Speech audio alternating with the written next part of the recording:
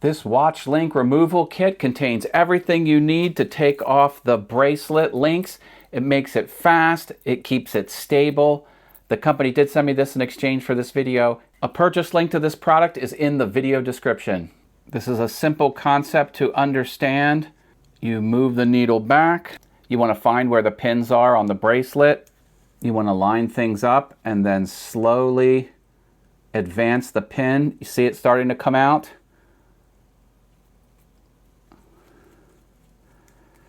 Once it starts to make the way out, you can sometimes grab it with your fingers.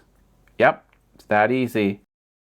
The watch comes apart. When you're ready to connect the band, slide in the pin you removed. If it needs a little help, you can use the same tool. There it goes. Perfect. This does just a perfect job. Very nice. Now that fits perfect. You also get this pry bar,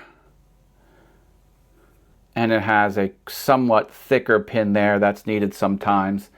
And you have a whole bunch of replacement pins which can get screwed into the unit itself. This pin can come out and be replaced by another one. Sometimes there's a cost to have your watch fitted if you take it into a professional jeweler. You could do it yourself at home. It's not that difficult. This kit makes it easy, in my opinion.